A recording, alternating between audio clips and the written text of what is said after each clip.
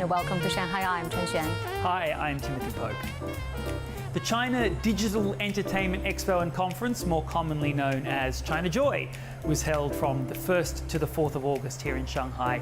It's a celebration of all things game-related, and Zhang Shixuan was there to find out more about the latest trends in the sector. ChinaJoy, the annual gala for game developers and fans, is back in town.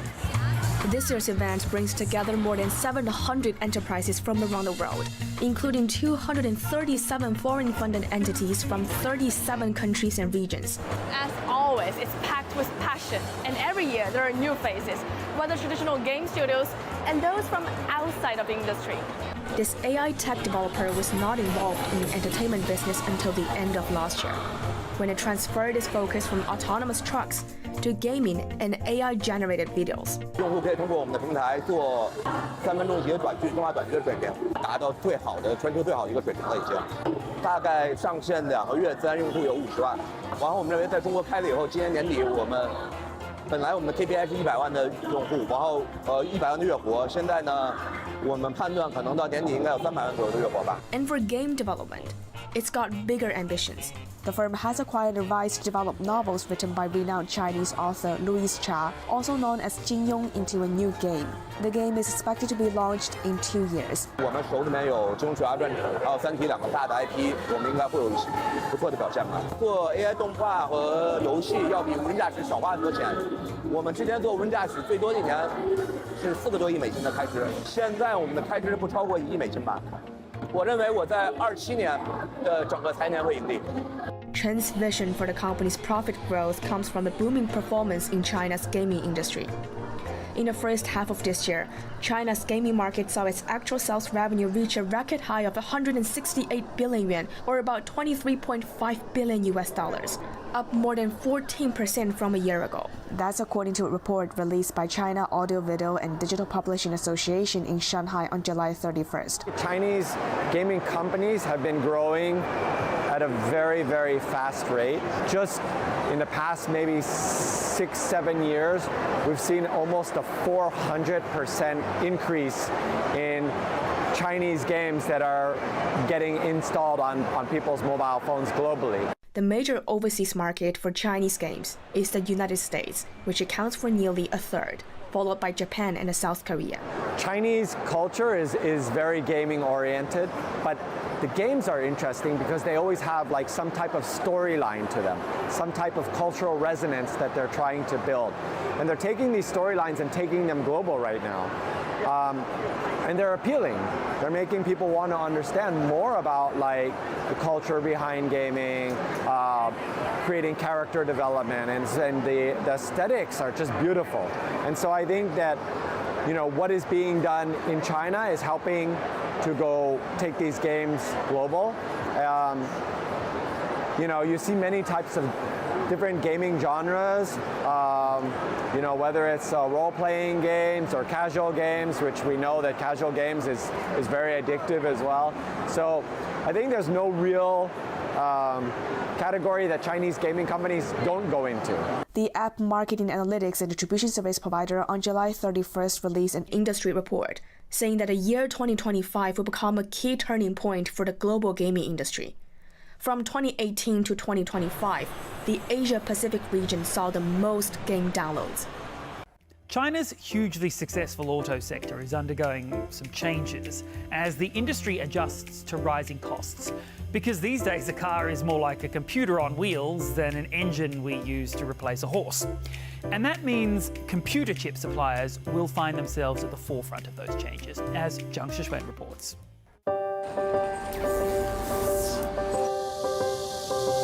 In the first half of this year, China's auto production and sales both surpassed 50 million units for the first time.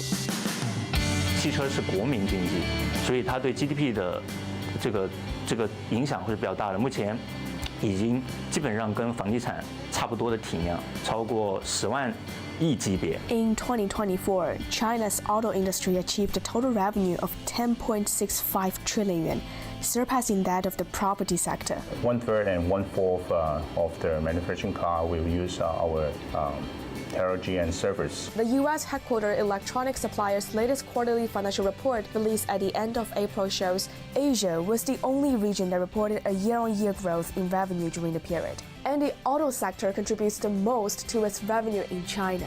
Real computers on wheels. Matthew Wah told me that each of the EVs on roads has a similar box, with loads of chips inside, which looks quite similar to a computer. How many more chips does a car require compared with what it was 5 years ago? 5 times more. Previous time we just have the ECU.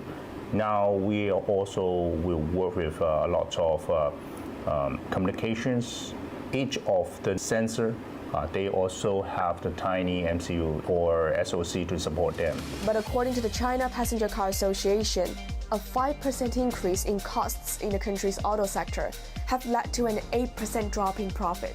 17年左右，中国的整个可以造车的企业有大概400多家，但今天真正量产能够有销量表现的真实的，上公告数的大概也就100来家。到2030年，大概会有，我觉得还是会有，10到20家企业。And for the remaining 5 years, what's the key for the competition? 下一个时代里面，可能 AI 和智能化对于汽车的这个生态会变得比较重要，所以对于企业来讲，他们要弥补或者说要做好这个差异化优势的芯片会至关重要。How chips have evolved for automobiles? EMS.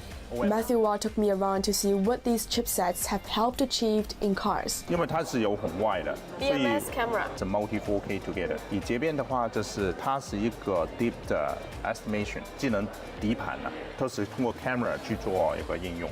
While the EV sector is facing fierce competition, some other new fields are grabbing attention. Electric vertical takeoff and landing aircraft, and robots, for example. We already support those of the eVTOL company and already gets the design win start from last year. And AI robot also very new. How many clients do you currently have in eVTOL? 15 to 20 is starting to work with us, and 5 of the top is already have the product is launched in the market. Just this Tuesday, Chinese electric vertical takeoff and landing aircraft or eVTOL maker Autoflight delivered its carry-all V2000 CG aircraft. It's proved to be the world's first over 1-ton eVTOL aircraft certified with all 3 key airworthiness approvals, including type certificate, production certificate, and airworthiness certificate. So, chips for cars on the road and in the air, can that bring more revenue and profit? Maybe I sell one set of chipset in the EV, then I sell 2 or 3 times in eVTOL. And there's no price competition in this field. I don't say no price, but there will not that tough. So no tough price competitions currently in eVTOL. Currently, because when we support the eVTOL customer, they also have lots of requirement. They're willing to pay this to get your support. Some of the tier 1 and car brand company, step by step, they will do like the AI robot and the eVTOL. The technology is similar, and they can reuse their AI algorithm. They can reuse their motor control, BMS system, etc. For electronic suppliers like Avnet, to offer new chipsets to eVTOLs and robots is not a challenge, given their rich experience in auto chip development. The technology is quite similar. How to control the car and how to control the plane, how you can control the robot is similar. Like the FSD, you can also reuse those of the application with the similar algorithm. But there's always new demand. For eVTOL, that requirement is really tough. Each of the MCU, they need to go through one standard testing. So they will use the similar EV platform to combine together, but they will choose the more high-end one, and there will have the redundant platform together to make this system stable. Do U.S. chip restrictions affect your business here? This will not influence the EV, or maybe there will increase more opportunity in China. I think China, we can see every month, you can see a new company is doing the new chipset is very powerful. Like NVIDIA's CEO, he also said, if you're bending, he also make the new competitor. I think nowadays is globalized together, so we need to co-op together. I think we cannot without anyone, and anyone need to work together to make more success applications and product together. We also work with some local brand chipsets provider, and nowadays I think there also a trend for some part of the percentage they will use the China brand component also. While the automobile industry in China is already reporting more than 10 trillion yuan in annual revenue, the emerging eVTOL sector is also gaining more orders. The East China Unmanned Aero Vehicle Space in Shanghai's Jingshan district, the first of its kind in the country, has already signed 41 projects worth more than 3.3 billion yuan. Just this Wednesday, Shanghai-based Volant Aerotech signs $1.75 billion order for eVTOLs, marking the largest international single order to date in China's passenger eVTOL sector. If you got any questions for us, you can find us on the socials.